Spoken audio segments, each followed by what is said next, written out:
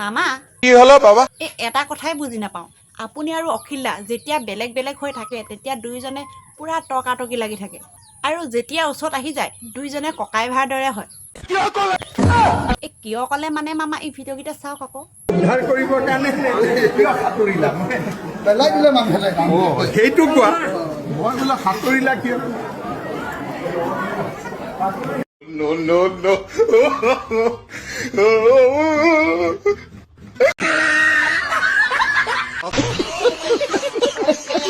আটাইতকৈ বেছি অখিলৰে ৰিল ওলাইছে একেদিন।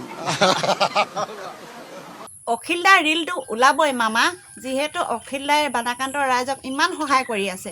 আপুনিওতো বানাকান্তৰ ৰাইজক সহায় কৰি ৰিল বনাব পাৰে। মইতো মুখ্যমন্ত্ৰী, মইতো ইয়াৰ ৰিলৰ কম্পিটিশ্যন কৰিব নোৱাৰোঁ। অখিল গগৈয়ে সাঁতুৰিলেও ভাল কৰি, এতিয়া পানীত সাঁতুৰিলে কাক উদ্ধাৰ কৰিলে। কিন্তু বানাকান্তৰ প্ৰতিটো পৰিয়ালক যে অখিলদাই 10 লাখ টকাকৈ দিবলৈ কৈছে। তেখেত এখন বেলেগ দ্বীপত থাকে, গতিকে তেওঁৰ লগত কথা 10 লাখ কিয়, মানুহে আৰু বেছি পাব লাগে। কিন্তু ঘটনাটো হ'ল যে তেওঁ চৰকাৰটো চলোৱা নাই, আমি চৰকাৰ চলাওঁ, গতিকে চৰকাৰৰ কথা আমি বুজি পাওঁ।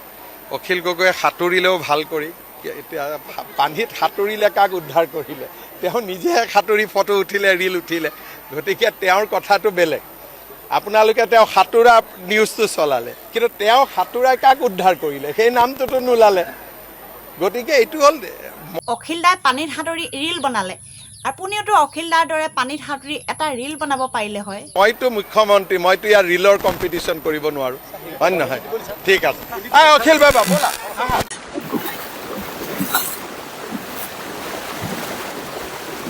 কিছুমানে মানে বহুত কৈ আছে যে বিজেপিয়ে সহায় কৰা নাই, কি বস্তু দিছে, কি বস্তু দিয়া নাই, মানে যিমান বস্তু দিব লাগিছিলে সিমান দিয়া নাই, যিমান বস্তু মামাই দি আছে তাৰ আধাটো গৈ বেলেগত পাইছে, বেলেগ বাকীখিনি কোনোবাই মাৰি দিছে।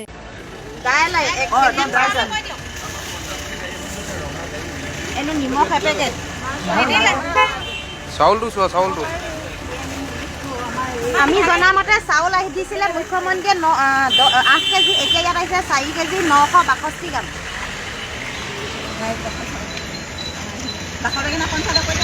চব এইবোৰ মই চব লিখি দিম ন। সিমানটো আহিব লাগিছিলে, সিমানটো নাই অহা। তাই কি কৈছে ৱাৰ্ড মেম্বাৰে আপোনাৰ হেৰি লাগিব নহয় আকৌ। এতিয়া দেখিবলৈ পাইছোঁ যে অখিলদাই ৰাইজক যিমান সহায় কৰি আছে সিমানো মামায়েও সহায় কৰি আছে। চাউল, আমাৰ 4 কেজি দালি, 1 লিটাৰ মিঠাতেল থাকিব। এই ধৰণে এতিয়া আমি 1 কেজি 2 কেজিকৈ ৰিলিফ নিদি প্ৰতিটো পৰিয়ালক এটা কিট তুলি দিয়াৰ ব্যৱস্থা কৰিছোঁ। কি কম মানে, মামাই একঁকাল পানীত নিজে খোজকাঢ়ি গৈ বানাকান্তৰ ৰাইজসকলক সহায় কৰিবলৈ আগবাঢ়ি গৈছে। মামাই মানে এনেদৰে পানীত খোজকাঢ়ি গৈ ৰাইজসকলক সহায় কৰিবলৈ অহাৰ কাৰণে অখিলদাৰ কিমান যে ফূৰ্তি, কিমান মনত সাহস বাঢ়িছে, কিমান প্ৰশংসা কৰিছে মামাৰ বিষয়ে। আপোনালোকে ভিডিঅ'টো চাই লওক। গতিকে মোৰ কাৰণে এইটো এটা হিষ্ট্ৰী যে শিৱসাগৰৰ বানপানীৰ সময়ত অসমৰ মুখ্যমন্ত্ৰীয়ে কঁকাললৈকে পানী পৰা অৱস্থাত খোজকাঢ়ি গুচি গৈছে। এখন অসমৰ দ্বিতীয় মানে পুৰণি মানে হেৰি মহিলা শিক্ষানুষ্ঠান, নাৰী শিক্ষানুষ্ঠান, তাত গৈ তেখেতে নিজে ক্লাছৰুমৰ ভিতৰত গৈ চাইছে। এইটো ডাঙৰ কথা। আৰু গাৰ্লছ কলেজৰ এই যিটো হোষ্টেল, এই হোষ্টেলটো মই কৈছোঁ যে আপুনি বনাই দিবই লাগিব। তেখেতে কৈছে মই কৰি দিম। ষ্টেডিয়ামটো মই কৈছোঁ ক্ষতিপূৰণ দিব, কৈছে প্ৰীতম প্ৰিন্সিপাল, সি মোক এষ্টিমেটটো দিব, মই কৰি দিম। গতিকে মই আৰু কৈছোঁ যে স্কুলবিলাকত 2 লাখকৈ দিলে নহ'ব দাদা, অলপ পইচা বেছিকৈ দিব। তেখেতে কৈছে মই বিবেচনা কৰিম। মই কৈছোঁ নামঘৰবিলাকৰ 1.5 লাখ নহ'ব, 3 লাখ টকা কৰক, কৈছে বিবেচনা কৰে। সেইবিলাক হয়তো হৈ যাব পাৰে, কিন্তু প্ৰত্যেকটো পৰিয়ালক 10 লাখ টকা দিবৰ কাৰণে যিটো অনুৰোধ সেইটো অনুৰোধ নামানিলে। লাষ্টত মই কৈছিলোঁ যে ফাৰ্ষ্ট পেজত আপোনালোকে ফাৰ্ষ্ট কিস্তিত আপুনি 2 লাখ টকা দিয়ক, সেইটো তেখেতে নামানিলে। গতিকে এইটো মোৰ দুখ থাকিব। কিন্তু এনেকুৱা বিপদৰ সময়ত মুখ্যমন্ত্ৰীয়ে কঁকাললৈকে পানীত নামি আমাৰ শিৱসাগৰ ভ্ৰমণ কৰিলে, তাৰ কাৰণে মই ধন্যবাদ জ্ঞাপন কৰিছোঁ। বা অখিলদা, মামাৰ বিষয়ে ইমান প্ৰশংসা। বাৰু যি হওক, দেখি ভাল লাগিল। পিছে এটা কথা নহয় অখিলদা, এবাৰো বানপানী নোহোৱা এই শিৱসাগৰখনত যে এইবাৰ ইমান এটা ডাঙৰ বানপানীৰ সৃষ্টি হ'ল, মানে এই বানপানীটো মানে কেনেকৈ ক'ৰ পৰা সৃষ্টি হ'ল, ক'ত মানে ইমান পানী জমা হৈ আছিলে, ভাবিলে আচৰিত নালাগেনে বাৰু? খন্তেকতে যে সকলো শেষ হৈ গ'ল। শিৱসাগৰত যি বানপানী হ'ল, কয়লা মাফিয়া, শিল মাফিয়া আৰু বালি মাফিয়াৰ কাৰণে গোটেই শিৱসাগৰ, চৰাইদেউ আৰু যোৰহাট জিলাখন তছনছ হৈ গ'ল। আজি মই একদম আমাৰ শিৱদৌলৰ কাষতে থকা শিৱদৌল, আমাৰ শিৱসাগৰৰ মূল ঠাই যিটো শিৱদৌলৰ কাষতে থকা শিৱসাগৰ গাৰ্লছ কলেজ পৰিভ্ৰমণ কৰিলোঁ। শিৱসাগৰ গাৰ্লছ কলেজৰ ছায়েন্স ডিপাৰ্টমেণ্টটো পৰিভ্ৰমণ কৰি মই আচৰিত হ'লোঁ যে তাৰ physics department, chemistry department, home science department, চব ডিপাৰ্টমেণ্টবিলাক ধ্বংস হৈ গ'ল। তাৰপাছত সম্পূৰ্ণৰূপে ধ্বংস হৈ গৈছে তেওঁলোকৰ হোষ্টেলটো। হোষ্টেলৰ ৱাৰ্ডেনৰ ঘৰত সোমালোঁ, হোষ্টেলৰ ষ্টুডেণ্টবিলাকৰ ঘৰত সোমালোঁ, হোষ্টেল ৰুমবিলাকত সোমালোঁ, সেইবিলাকতো দেখা পোৱা গ'ল যে সাংঘাতিক বেয়া অৱস্থা। তাৰ আগতে আকৌ মই সোমালোঁ অসমৰ ঐতিহাসিক এখন ছোৱালী স্কুল, ঐতিহাসিক এখন বালিকা বিদ্যালয়, ফুলেশ্বৰী উচ্চতৰ মাধ্যমিক বালিকা বিদ্যালয়, 115 বছৰ পুৰণি। এইখন এখন ঐতিহাসিক মানে দ্বিতীয় ছোৱালী স্কুল, য'ৰ ৰিজাল্ট 100% ৰিজাল্ট দিয়ে এখন স্কুলে, ফুলেশ্বৰী স্কুল। সেই স্কুলখনটো কমপ্লিটলি শেষ। এটাও ক্লাছৰুম নাই, লাইব্ৰেৰী ৰুম নাই, ডিজিটেল ৰুম নাই। যি ৰুমত, যি ক্লাছৰুম বা আমাৰ হেডমিষ্ট্ৰেছৰ ৰুম, প্ৰিন্সিপালৰ ৰুম, আমাৰ টিচাৰসকলৰ ৰুম, আমাৰ ডিজিটেল ৰুম, আমাৰ লাইব্ৰেৰী ৰুম, সমস্তবিলাকে ধ্বংস হৈ গ'ল। লাইব্ৰেৰী ৰুমটোত কি হৈছে, আপোনাৰ লাইব্ৰেৰী ৰুমটোত আপোনাৰ এটা আলমাৰীত যে 4টা খলপা থাকে, 3টা খলপাৰ কিতাপ পুৰা ধ্বংস হৈ গ'ল। এতিয়া অসমৰ মুখ্যমন্ত্ৰীয়ে কৈছে যে এখন শিক্ষানুষ্ঠানক আমি 2 লাখ টকা দিম। মই সেইকাৰণে অনুৰোধ কৰিছোঁ যে কাইলৈ অসমৰ মুখ্যমন্ত্ৰী শিৱসাগৰলৈ আহিব আৰু মই শিৱসাগৰত মুখ্যমন্ত্ৰী ডাঙৰীয়াক হাতত ধৰি তেখেতক লগত লৈ কাইলৈ মই ফুলেশ্বৰী হায়াৰ ছেকেণ্ডেৰী স্কুলখন এবাৰ দেখুৱাব খোজোঁ। যে ফুলেশ্বৰী হায়াৰ ছেকেণ্ডেৰী স্কুল টাউনৰ মাজমজিয়াৰ ঐতিহাসিক স্কুলখন, যিখনত পদ্মধৰ চলিহাই পঢ়ুৱাইছিলে, যিখনত আমাৰ মহেশ্বৰ নেওগে পঢ়ুৱাইছিলে, যিখনৰ প্ৰথম 2টা ৰুম এতিয়াও আপোনাৰ দীপালী বৰঠাকুৰ আৰু নিৰ্মল প্ৰভা বৰদলৈৰ নামত আছে, তেওঁলোকে পঢ়িছিলে তাত। সেই স্কুলখন পুৰা ধ্বংসপ্ৰাপ্ত হৈ গ'ল। তো তাত আমি এটা বিল্ডিং দিছোঁ 7 কোটি টকাৰ, কিন্তু সেইটো এতিয়ালৈকে হোৱা নাই। 1 বছৰ, 1.5 বছৰ, 2 বছৰ লাগি যাব। গতিকে এনেকুৱা পৰিস্থিতিত মই অসমৰ মুখ্যমন্ত্ৰীক আকৌ এবাৰ জনাওঁ যে যেনেকৈ মই অসমৰ প্ৰকৃত অৰ্থত বানপীড়িত পৰিয়ালবিলাকক 10 লাখ টকাকৈ দিবৰ কাৰণে এটা পৰিয়ালক 10 লাখ টকাকৈ দিবলৈ কৈছোঁ, LP স্কুলবিলাকৰ কাৰণে 5 লাখ টকা, ME স্কুলবিলাকৰ কাৰণে 10 লাখ টকা, হাইস্কুলবিলাকৰ কাৰণে 20 লাখ টকা, আৰু আমাৰ এনেকুৱা ঐতিহাসিক হায়াৰ ছেকেণ্ডেৰী স্কুলবিলাকৰ কাৰণে য'ত 900 ষ্টুডেণ্ট আছে তাৰ কাৰণে 50 লাখ টকা, আৰু কলেজ, আমাৰ গাৰ্লছ কলেজৰ নিচিনা কলেজবিলাকৰ কাৰণে য'ত বানপানী উঠিছে তাত মিনিমাম 1 কোটি টকা কাইলৈ অসমৰ মুখ্যমন্ত্ৰীয়ে ঘোষণা কৰি যাব বুলি মই আশা প্ৰকাশ কৰিছোঁ। সেইকাৰণে আজি মই আপোনালোকক নিমন্ত্ৰণ কৰি আনি অসমৰ মুখ্যমন্ত্ৰীয়ে যাতে কথাটো জানিব পাৰে যে কাইলৈ একদম চাৰ্কিট হাউচৰ ওচৰতে থকা আমাৰ শিৱদৌলৰ কাষতে থকা ফুলেশ্বৰী হায়াৰ ছেকেণ্ডেৰীখন মই তেখেতক দেখুৱাব খোজোঁ।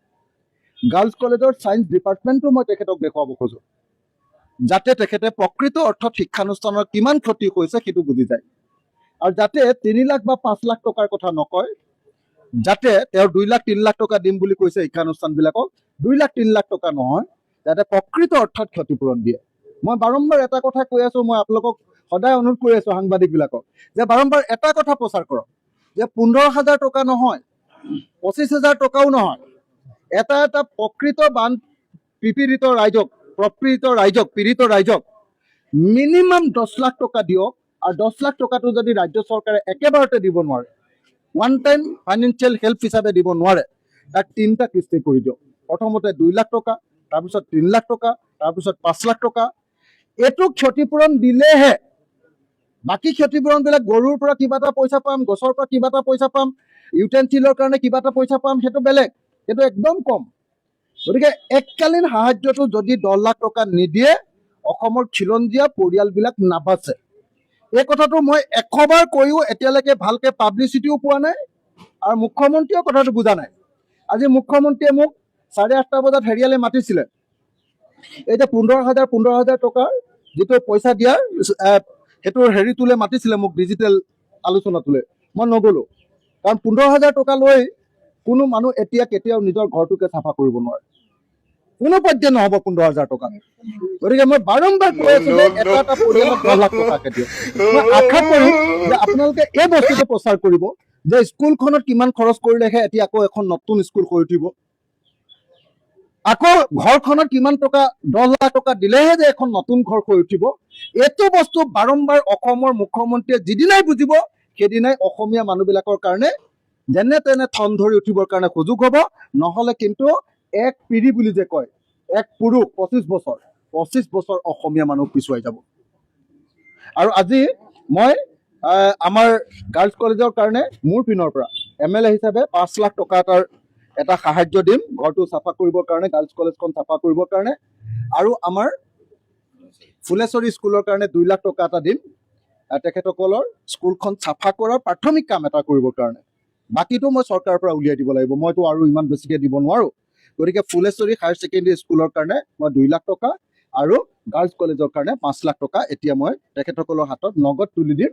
আৰু আশা কৰোঁ যে এইটো সামান্য সহায়, তথাপি শিৱসাগৰৰ ৰাইজৰ প্ৰতিনিধি হিচাপে মই কৰিব। মামা, এই শিৱসাগৰখনত বানপানীৰ মূল কাৰণেই হৈছে কয়লা মাফিয়া, শিল মাফিয়া আৰু বালি মাফিয়া।